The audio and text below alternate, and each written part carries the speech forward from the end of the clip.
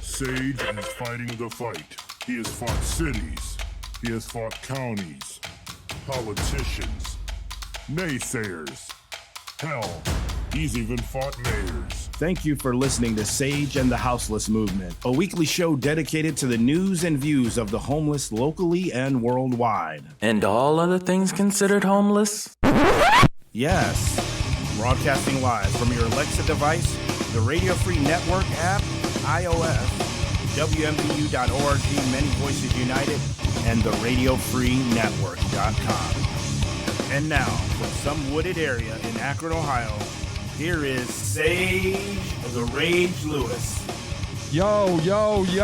Man, I watched that intro. I've only watched it because I stream this live now. I just used to just put it in the show. But yeah, Sage fighting this person, Sage fighting that person, Sage fight. It's true. It's exhausting. I'm like, oh my God, who else can I fight? Hi, Omi. It's good to see you. I don't know what else to do. I don't know what else to do except yell and fight. I promised I wouldn't kill anybody. So I just yell and fight. And then I get yelled at for yelling and fighting. I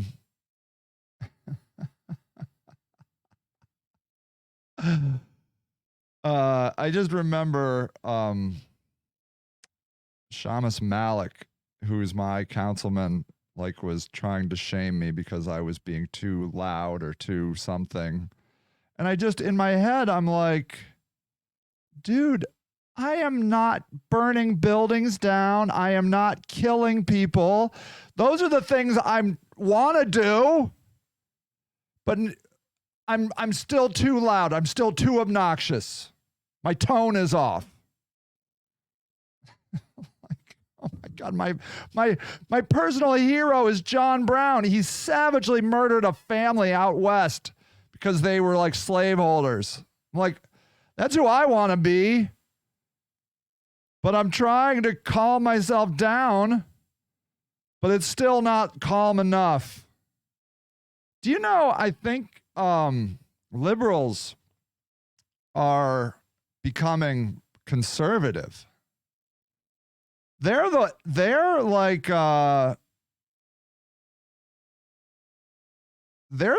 thought police. Have you noticed? Have you noticed these liberals? I've recently been called racist because I dared say that these Afghan refugees are, jumping in front of the line and everybody else. I'm like, oh, Sage, that's racist. I'm like,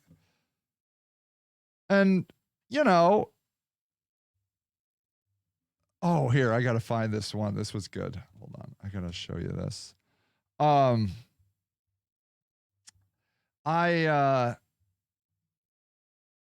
on. Now I'm so easily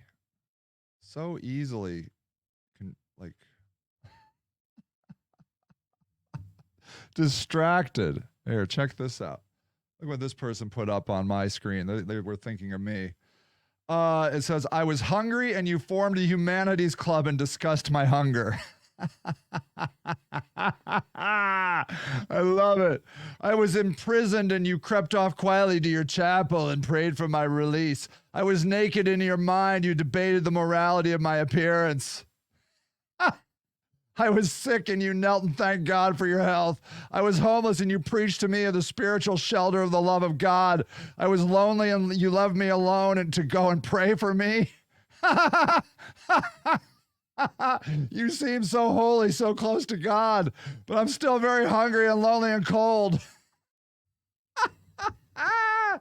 That's the liberal of today. You know it is. Now look, if you're not that person, then you're not that person. That's all. That's all. You don't have, if I'm not talking to you, I'm not talking to you. That's all. But I'm not lying about this crap. This is what a typical liberal does. like sends up prayers and wishes, puts up a frame maybe around their Facebook profile page. I've done that, about getting the vaccination. But what do they really do? Most do jack shit. I'm sorry. And look, the reason I rail on liberals is because they are my closest relative politically. I'm more left than I think your average liberal because obviously I yell and I say shocking things. Say fuck the police once and everybody's outraged.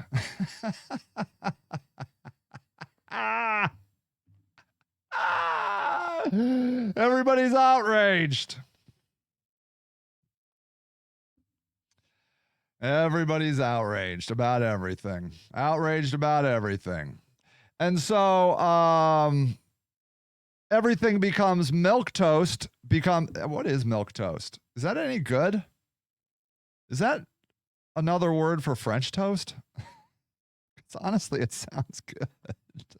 I think it means it's floppy and soggy, but really delicious. Milquetoast. Milk toast.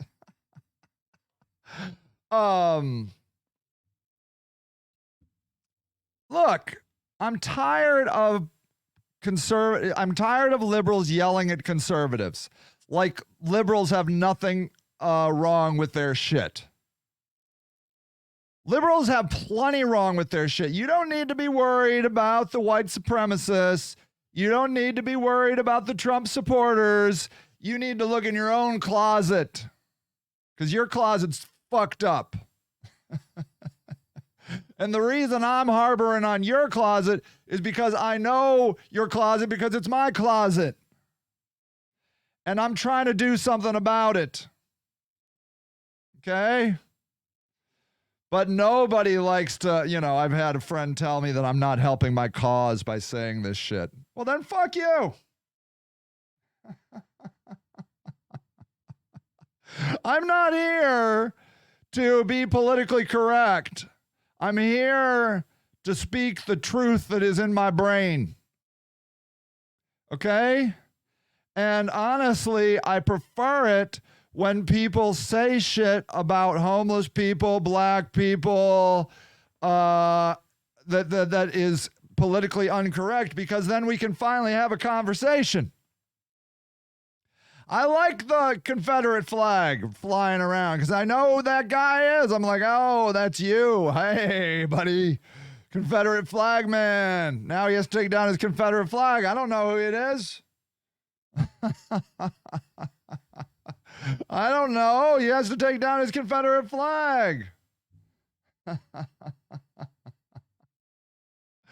I like it. I like it. I like,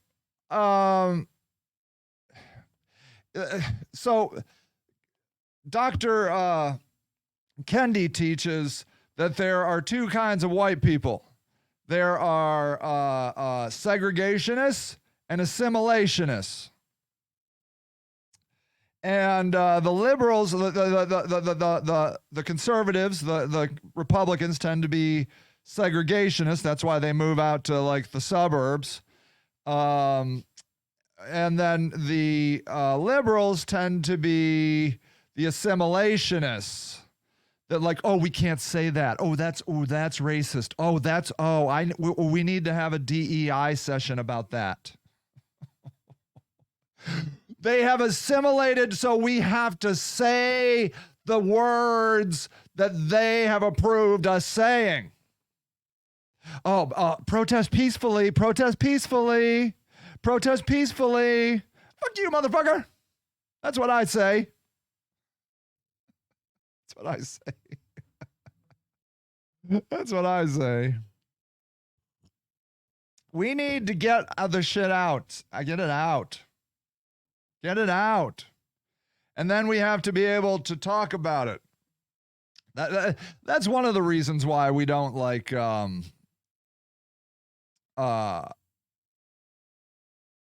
the liberals don't want us to talk about this stuff is because we don't then have a conversation. Then we just all like clench our ass cheeks together and just yell at each other across the room at each other. We're not, we have monologues at each other.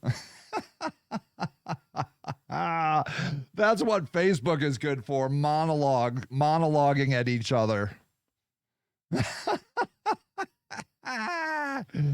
It's great. Very few people. Oh my gosh. Sparky. Okay. I have a dog problem. My dog is like really insecure right now. And he needs to sit in my lap and he needs cuddles all the time. And I don't know what to do about it. I don't know what to do, Sparky. What is the matter? Is the cat scaring you? Are you just bored? Because this is getting hard to work. Here he comes. See, I mean, I'm sorry, honey. Are you okay? And then Clarabelle's jealous. Clarabelle doesn't even care. Clarabelle, here, come on up here. Come on. And it's hard being a big puppy when you need to be on somebody's lap. Can you see? There he is. Puppy, I don't know what to do. I don't know what to do with my puppy because he's so sad. I don't get it. Anyways, he's just been this way the last few days. Like he'll be sleeping on the couch and then he'll like have to come over and sit on my lap. And I don't know why. I know he's afraid of the cat. I don't know if the cat has been bothering him, but like this is his new spot where he has to like sit on my lap. Yeah, I know, honey. I know you're scared about something. I don't know what. I don't know what it is. I don't know. All right. Well, there we are. If you're on audio only, there's a huge Labrador on my lap right now because he's really got some psychological problems and I don't know what to do about it. Here he comes. There. Now he's on my desk. My Labrador is on my desk. I don't understand why he needs to be on the desk. I don't know. I think it could be the cat, but I'm not totally sure. I'm not totally sure why he is on the desk. I'm not sure what's going on. So anyways, I guess I'll just do the show like this with a dog on my lap. It's a little confusing. Yeah, I know. He is a cute puppy. He just got some serious psychological issues right now is all. And I don't understand. Anyways, all right, Sparky, you have to get off my lap. I can't concentrate this way. This is impossible. I have to put on a show, and you are, the broadcast has been interrupted. Oh no. Sparky, get down. Hold on. The broadcast has been interrupted. Sparky, get down. Get down. Go on. Come on. Get down. Go on. Get down. Good puppy. Go talk to Clarabelle or something. You can beat the cat up. Oh, okay. It says it's ending. Well, that's terrible. Hold on. I'm not. It says. Okay. Yeah, I don't know. Who knows? It's probably my dog. Now he's under the desk. It's Sparky. Go away. Go away, honey. Go talk to somebody else. I can't right now. I'm doing a show. Anyways. So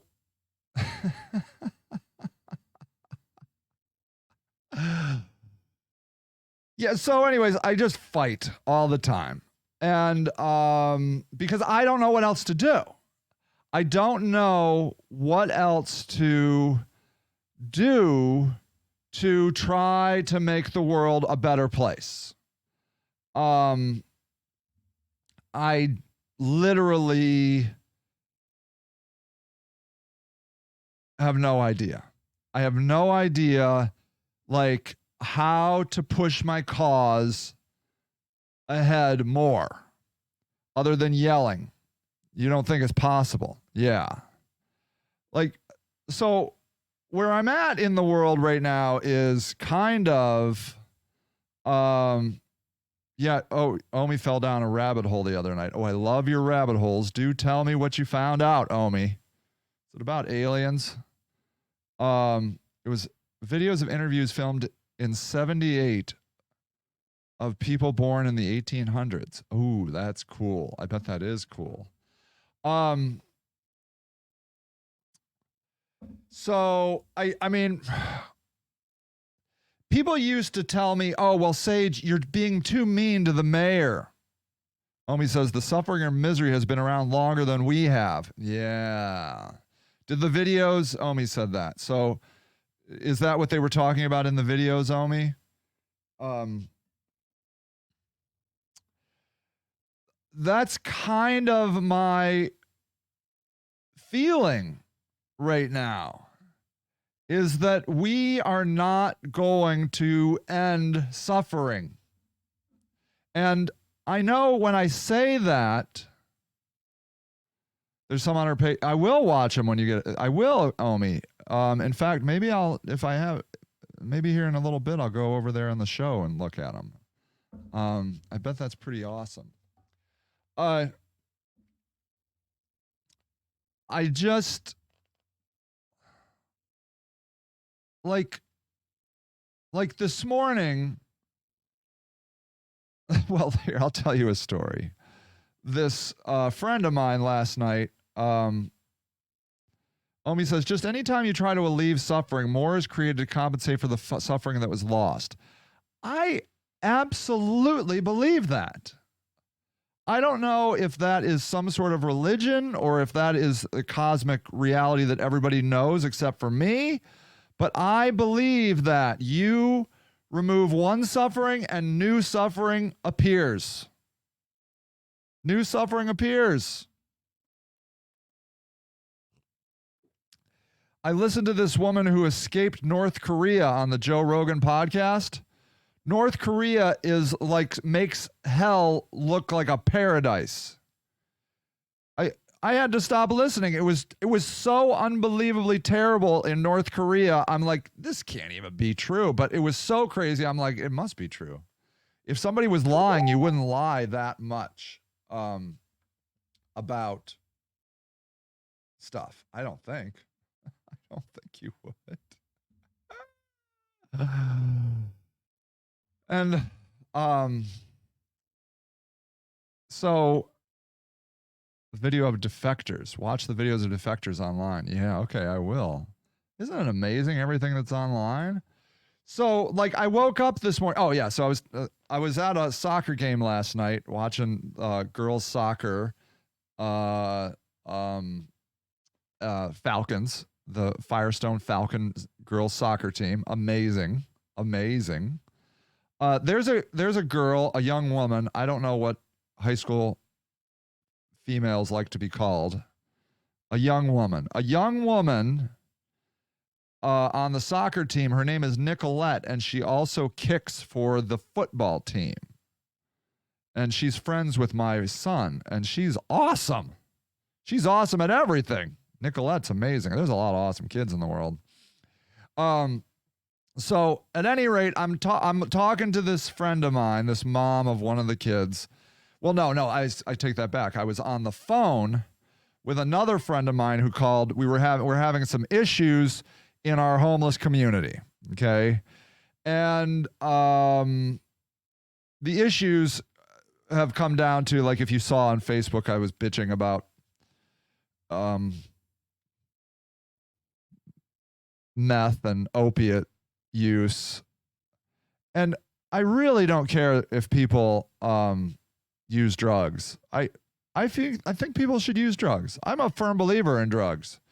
It's none of my business what you do in your own personal time. That's my libertarian side. I stay the hell out of it.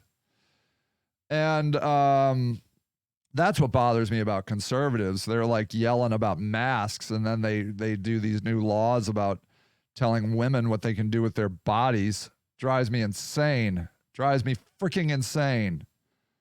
I'm like, all right, I totally can respect that you don't want to wear a mask, you moron, but then the next breath you come over and legislate women's bodies? Holy crap, what a dick you are. And so I'm like a libertarian. I'm like, look, your body, your choice. Do whatever the hell you want. You wanna do sex work? Do sex work. You want to do every drug on planet Earth? Do every drug. You want to base jump? You want to skydive? You want to cave dive? Whatever. I don't give a crap what you do with your life. It's yours, bro. I'm going to stay the hell out of it. As long as you don't hurt me, you go have fun. Just don't fall out of the sky on top of me. That's all I ask. I don't feel like you have a right to jump off of a skyscraper onto me or any other human. But the sidewalk can handle it. You want to fall off of a building and fall onto the sidewalk? I think the sidewalk will be just fine. Go right ahead. I'm not even going to talk you out of it. It's your life. You want to do it? You won the right to your life. I don't care. I mean, I care, and maybe I would talk you out of it. I don't know. I'd be like, really? How about we do this tomorrow? How about, yeah, someone does have to clean it up. That does suck. You can't clean up your own mess when you're dead. But you know what? People will do it. And in fact, ServPro will do it. ServPro... Look, somebody died in the bathroom of my house I used to live across the street. They were in there for like a week. It's so bad I could smell the body outside of the house, in my house. ServPro came right over. They were happy to do it. They were there a long time, too. ServPro, man. They'll clean up everything. They're happy to go clean up whatever mess you make. It's fine. So, like, do we charge people to kill themselves? Do we charge them? Well, that's a great question. Because do you remember this guy? This happens and then liberals or somebody, yeah, like, but yes, you can use this building, but we require a cleaning deposit fee. So only the rich get to kill themselves off the top of a building? Let's see. Guy who tried to go to Hawaii in a kayak. Remember this guy? Here. Oh, here's some video. Let's watch it. Well, right now in Marin Hold on. County, a man is trying to become the first person to travel from California to Hawaii only by kayak and alone. Yeah, he left Sausalito this morning. James Torres explains why the kayaker is taking on this risky journey. Just before 5 this morning, the journey began. I just love life. It's I know it seems like a silly slogan, a motto, but For 12 years, Cyril Deramo followed that silly motto and learned what it took to become an expert kayaker. He will attempt to add a new Again, the requirements to become an expert kayaker is to be rich and get a kayak like this. record to his resume, kayaking 2,400 nautical miles through the Pacific to Hawaii alone. are you crazy?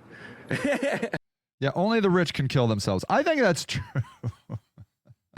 Well, The poor have to suffer their entire long, horrid existence. takes a little bit of a craziness. I guess I wouldn't call it craziness. I think it's passion. It's Passion, craziness. Who cares? I don't know. Craziness is subjective. passion and understanding myself and my limits, and I'm pushing my own boundaries, but I think I could do that. With a specialized kayak, Cyril says he's doing this because he sees it as an opportunity to live life to the fullest. Some last-minute packing, Looks like a whiskey. some final goodbyes, and some kind of you only live once attitude that is becoming an inspiration to his fellow kayakers. I mean, it's really uncharted territory for what he's doing. You know, there's people who've done it in a rowboat. We did it in a rowboat, but what he's doing in a kayak is a Wow, you can get to Hawaii in a rowboat. Is a totally different level. Just after 5 this morning, Cyril takes off from under the Golden Gate Bridge. He'll be in There he open water goes. for about 70 days, 70 hoping to days. complete a journey never before taken on kayak. And I think I'm going to learn so much in 2 months. I don't know what. You don't know but what. Feeling the I know oneness of what. the ocean, and it's going to be a It's a blast. beautiful picture. My kayak looks nothing like that kayak. We use the term loosely. All right, so here's the deal. That lasted like 2 days or something. Let's see. The Daily Mail. Adventure 44 attempting to break world record by kayaking 2,400 miles in Honolulu 64 days has to be rescued just 70 miles into the trip. When a violent storm strikes. The man was lifted from his kayak by a U.S. Coast Guard helicopter Saturday night after making it just 5 days into a planned 64-day solo trip from California to Hawaii. Departed from Sausalito, 4 miles north of San Francisco on May 31st. And the goal reaching Honolulu by August 3rd to break the world record. Yeah, that crap did not work. News of the Frenchman's attempt made it far and wide, appearing in papers all over the world. By June 2nd, just 2 days into his trip, Daramo was forced to anchor his kayak and hunker down in his cabin as rough winds and powerful waves that were crashing on top of his Vestival left him seasick. Can you imagine puking in that thing? There he is. Okay, Coast Guard crew is seen rescuing Daramo via helicopter on Saturday night. Yeah. I paddled nonstop for 7 hours. I'm super tired. Super tired. Says the French-born entrepreneur and motivational speaker. Still a bit weak from yesterday's seasickness, so can't eat much. Forcing myself. Wind is increasing tonight and stronger till Saturday. That's when his trip came to a premature end. His ground team lost track of him. His anchor was damaged, and he found himself violently tossed from side to side, along with all the equipment that was stored in the cabin. Yeah. Anyways. Ooh, look at that. Whoa, bad news bears. Losing his anchor and winds projected to reach 45 knots made it clear he had called it quits on his Odyssey, which he had prepped for 3 years. The crew of Coast Guardmen was deployed via... All right, do you feel me? And then, like, people were like, look at all the money this guy cost. You know? $40,000, I heard it cost $40,000. Okay, look. These are when the logistics get tricky. Because somebody had to pay for this guy's rescue. And I'm quite sure it wasn't even him.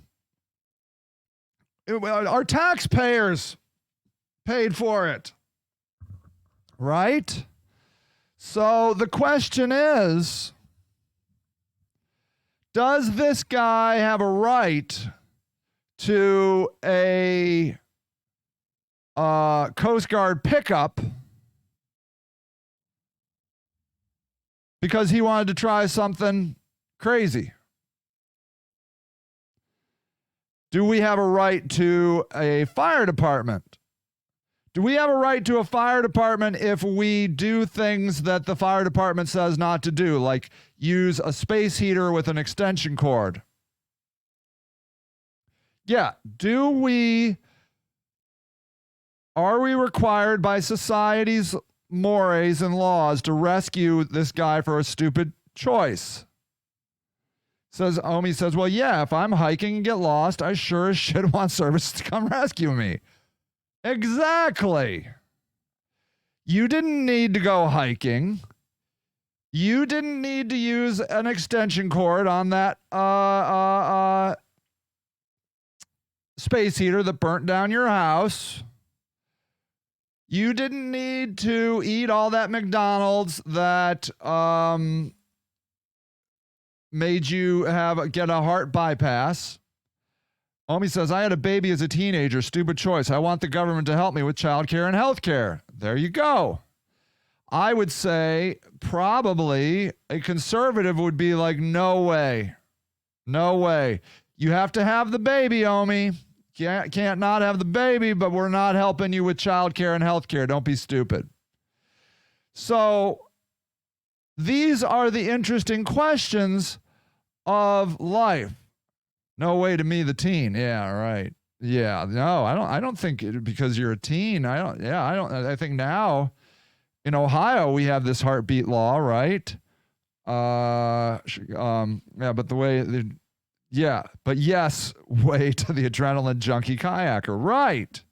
So there it is, right? So, 100%, that guy can run out there again today and we'll go rescue his ass. I don't think there's any limit to it, right? There's no limit. What about the guy in the rowboat that rowboated to Hawaii? Go right ahead. Go right ahead. When you go hiking in like a national park or a national forest, they oftentimes ask you to tell your itinerary. So if you don't come back, they can go rescue your ass. Oh, hey, so you ever heard of the BOSS program? No, tell me about the BOSS program. So the fact of the matter is, they're trying to save people before but they have unsavable problems. Interesting. There's a certain trails that you have to have a permit. Okay, so there's certain trails you have to have a permit to hike. Right on. So do we want to live in a world where if we make a stupid choice, we don't get saved? And I would hope you would be able to say, hell no, I don't want to live in that world. I make stupid choices all the time.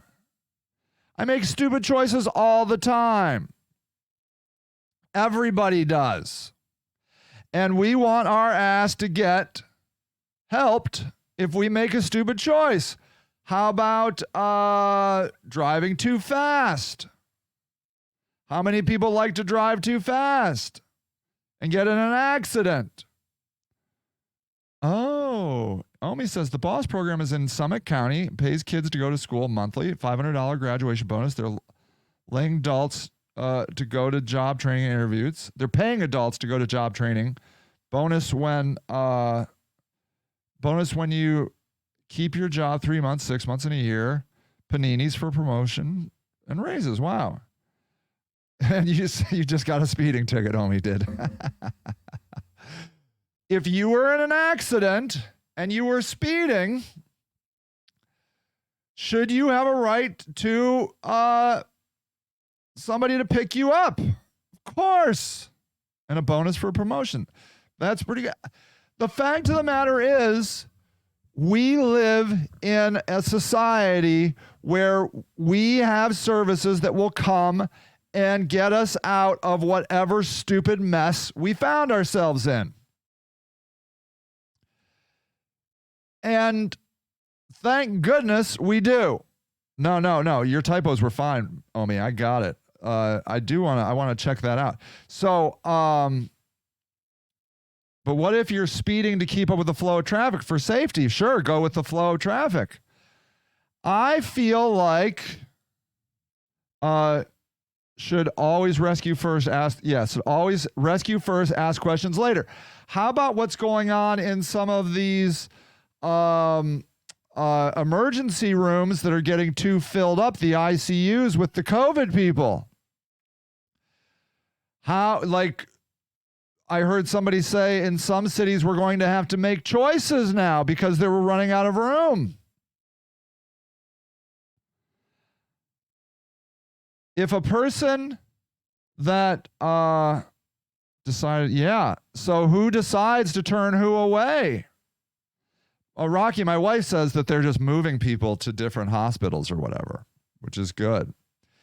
If you made a choice to not get the vaccination and you end up in a hospital, You have the right to being taken care of in the hospital. It is Omi says it sounds like a classic ethics class dilemma. Absolutely, it is. So, and I would say, they say that, like, what, 97% of the people that are getting hospitalized for COVID are not vaccinated people, which incidentally are probably more conservative. So they're the ones that are anti-vax. And absolutely, we should not be making moral judgments as to who gets the treatment and who doesn't. If you have the bed and you're in the hospital, you get the bed, even though Mahatma Gandhi himself comes in with a heart attack. Like, you know, Jesus himself comes in with a heart attack, can't rescue himself.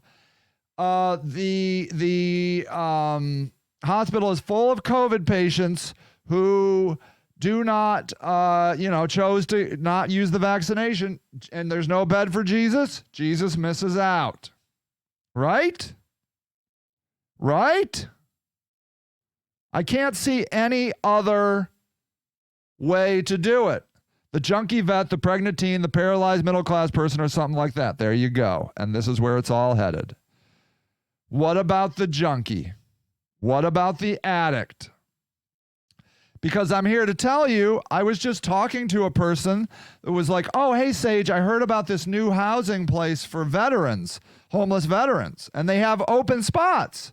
And I'm like, oh, my gosh, I have a homeless veteran. And they're like, oh, man, you should have him call. And I'm like, that sounds great. And they're like, oh, just one thing. Is he using drugs or alcohol? I'm like, oh, yeah, he likes to drink.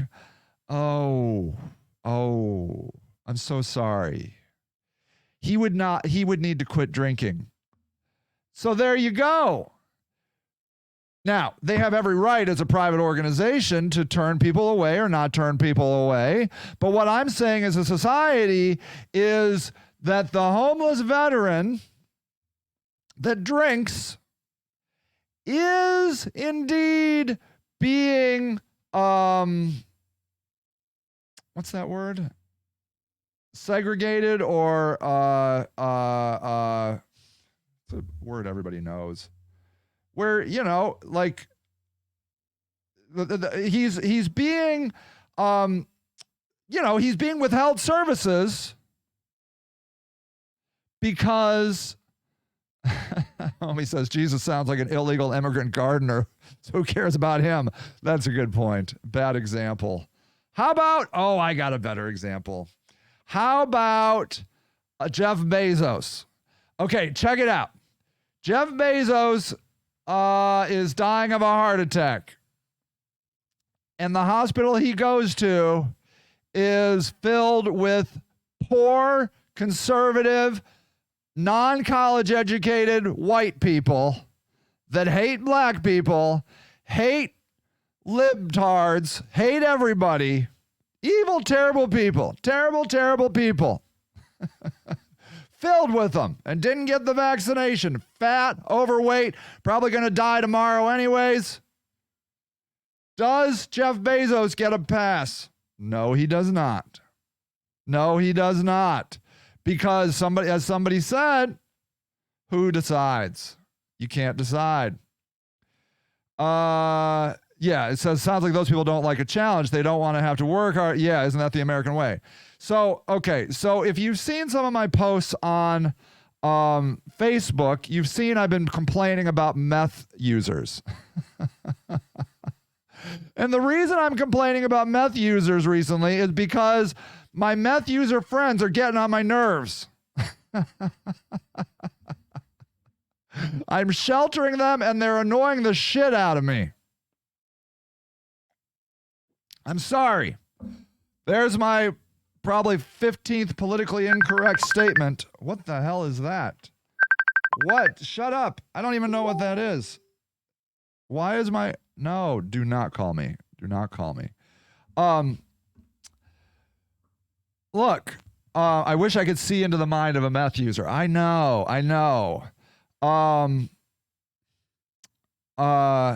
Yeah, It was somebody calling me on Facebook. You're right. So, okay. Let me tell you why I'm annoyed by meth users today. Now, I'm reluctant to tell you this in case you are a person that is anti-addict, and you could be like, oh yeah, look, oh, what Sage said. Like, I'm going to be the Bill Cosby of addiction right now. I don't want to be that guy. And I'm not that guy. Okay. So Omi says something very interesting. Like, I don't get it. Like, sleep, don't you miss sleeping? But I understand a lot. Sleeping is complicated because they don't have the comfortable place to sleep. Okay, I want to show you something that my friend Kevin wrote about meth. It sounded a little, actually, a little addicted himself. I don't know if he was on anything when he wrote it or not, but I liked it. I liked it a lot. Hold on. Let me find it. Hold on. Because I thought it was really good. Okay. 1 second. It's going to be so worth it when I find this. Please let me find it. 2 more comments. Dang it. Doggone it. Oh, wait. Okay, wait. It's not that one. All right. It's worth it. I know that this is not good for a show, but I really want you to hear what he said. So I'm going to scroll. Whatever.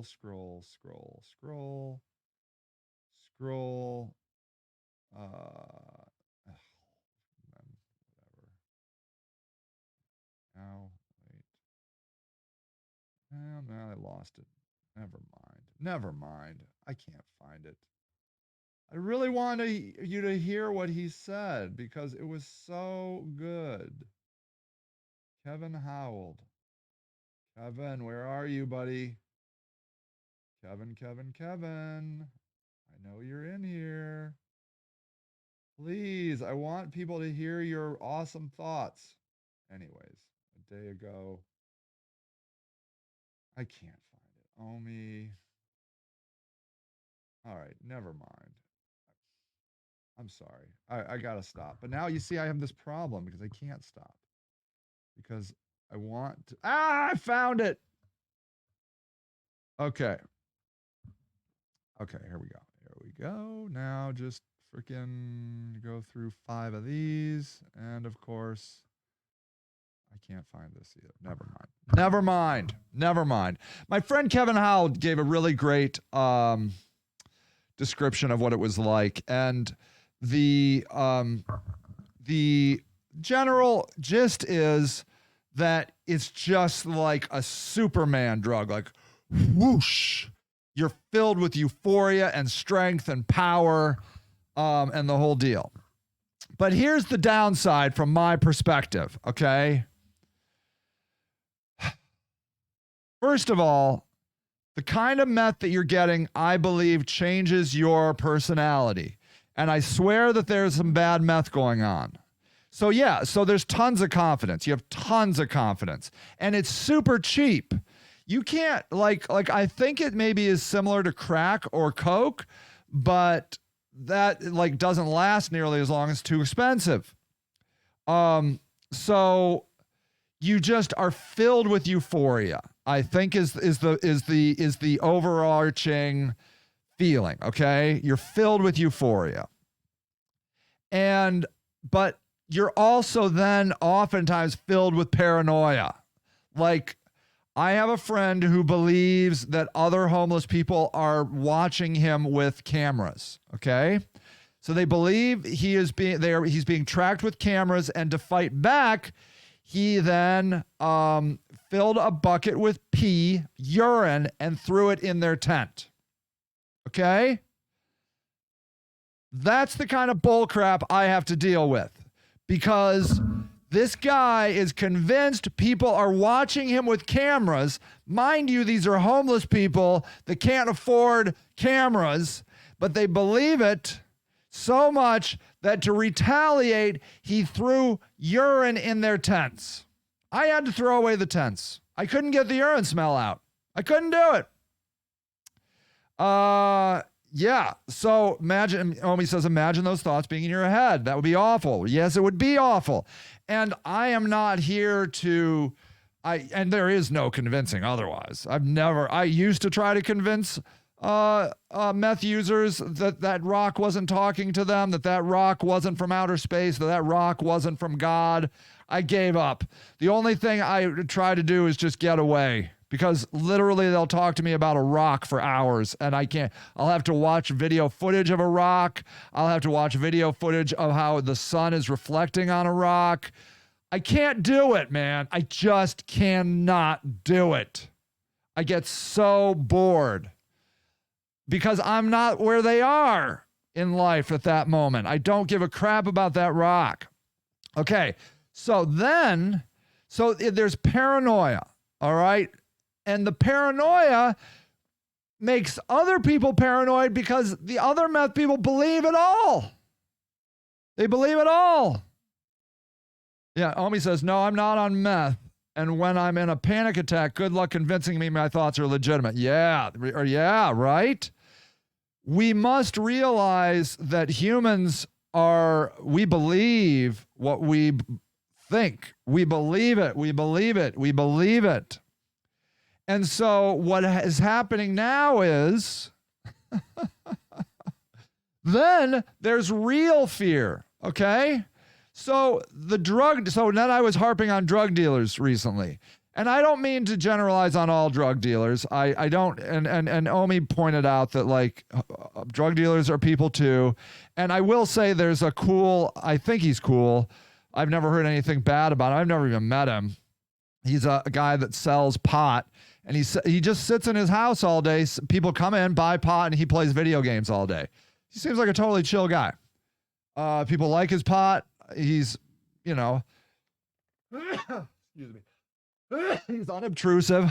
Great guy. A lot of the pot guys are great people. But what happens is you can't click your fingers and change your thinking patterns. It's neuroplasticity. Wow, right. So what happens is these meth and opiate drug dealers love to get people. They like to own people, and so they get people to owe them money.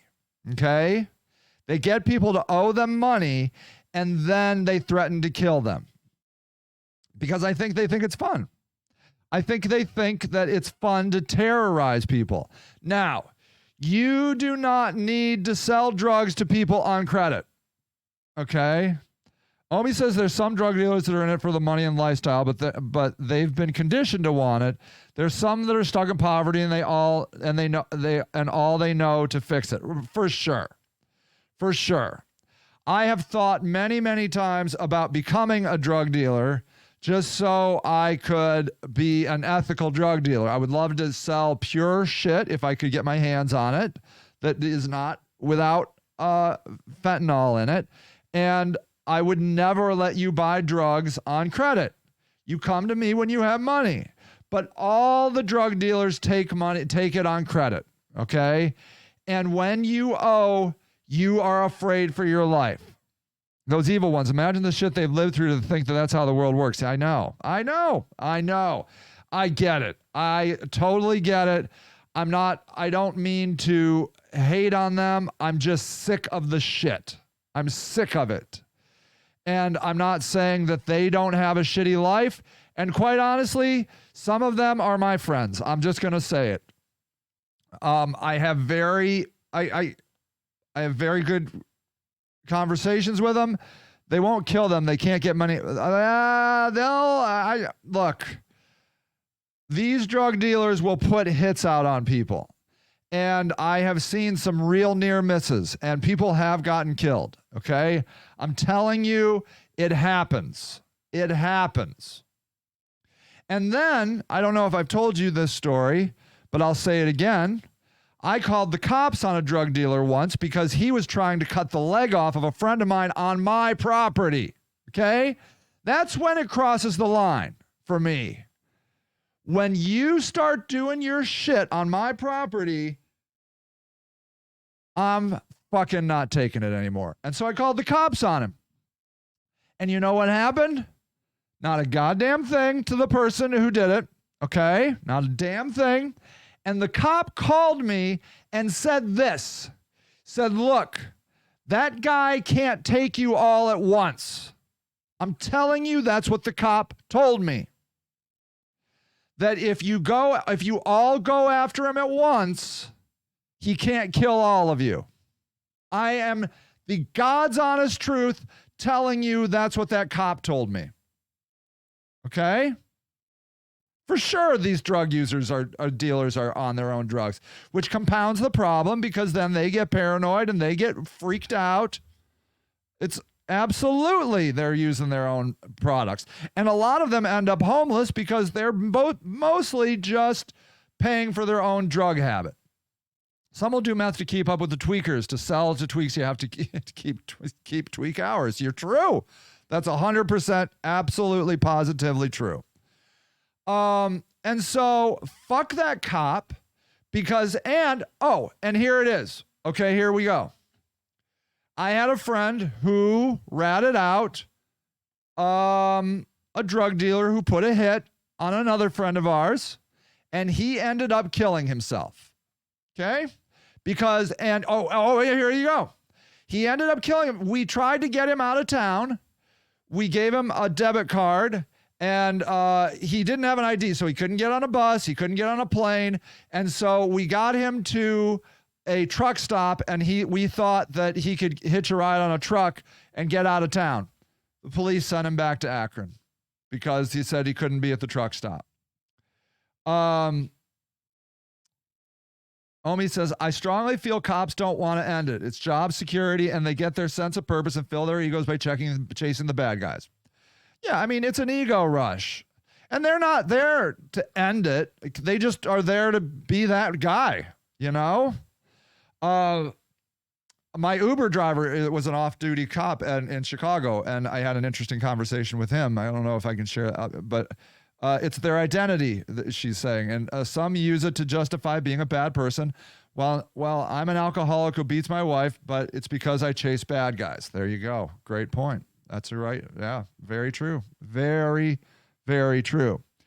So look, I am not like, I'm telling you, I am friends with these drug dealers. And where I am right now, and I feel their pain. If you are owed, you should get your money. Okay? But the problem is they shouldn't have lent the money. They're doing it as a setup to control the person. Okay? So it bothers me.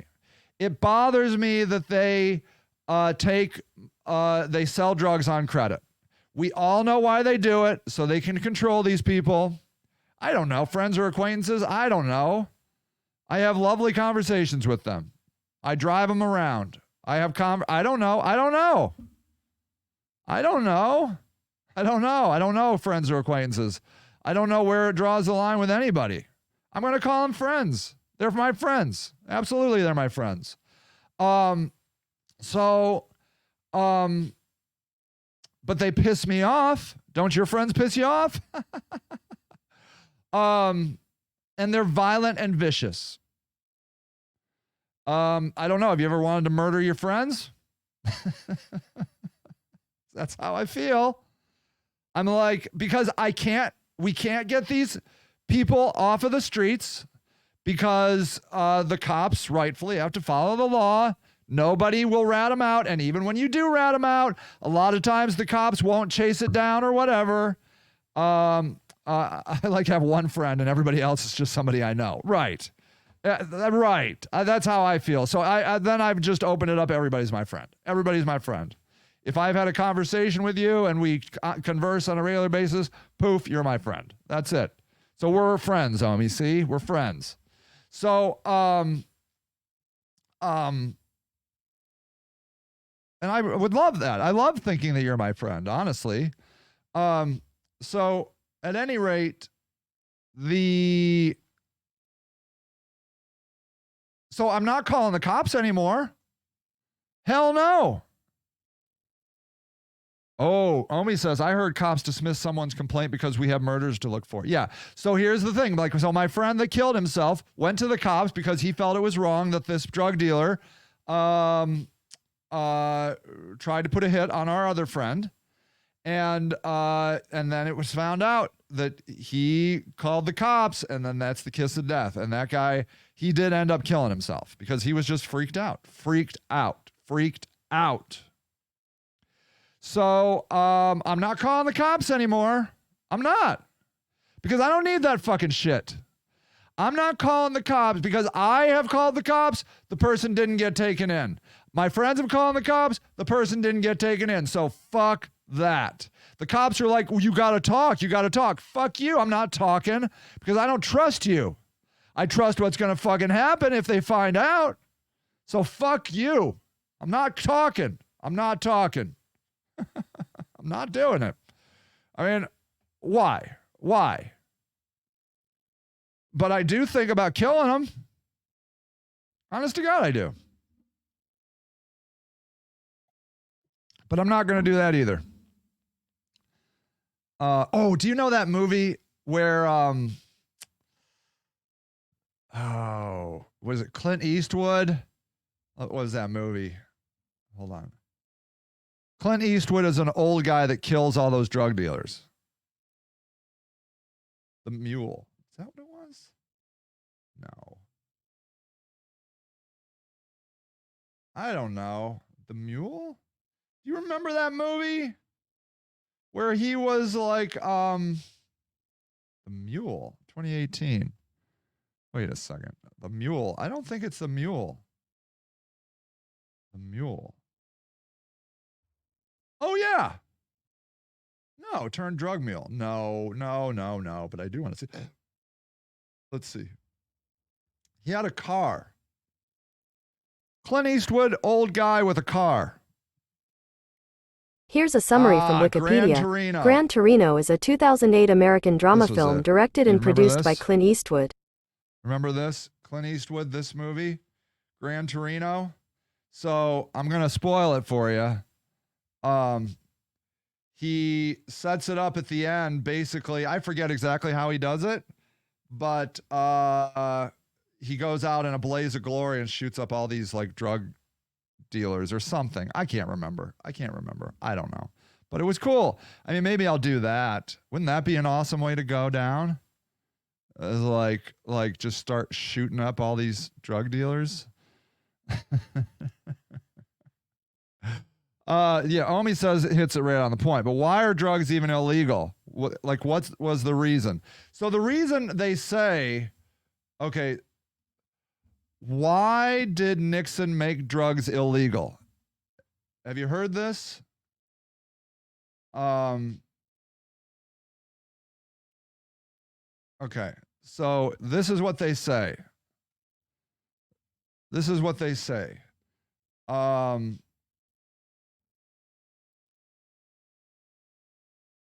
Okay, but as John Ehrlichman, Nixon's counsel and assistant to domestic affairs, revealed in 1994,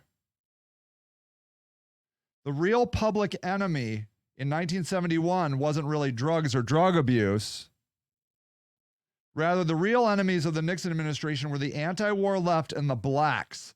And the war on drugs was designed as an evil, deceptive, and sinister policy to wage a war on those two groups.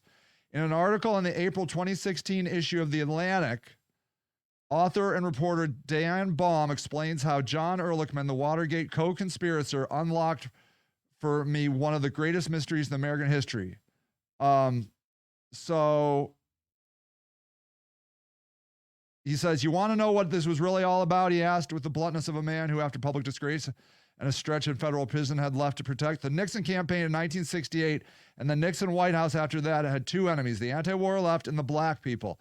You understand what I'm saying? We knew we couldn't make it illegal to be either against the war or blacks, but by getting the public to associate the hippies with marijuana and the blacks with heroin, and then criminalizing both heavily, we could disrupt those communities. We could arrest their leaders, raid their homes, break up their meetings, and vilify them night after night on the evening news. Did we know we were lying about the drugs? Of course we did. That's what Ehrlichman said. So, I don't know. You know, sounds pretty legit to me that they did the war on drugs just so they could screw with hippies and black people. Let me know if the stream comes back on me. I don't know what happens when it drops out like that. That sucks. Oh my gosh. But I have to go because this show has run late. Poof. I have to go. They're going to kick me off. I'm sorry. I will see you guys next week. I love you. Take care. Thank you for listening to Sage and the Houseless Movement, a weekly show dedicated to the news and views of the homeless locally and worldwide.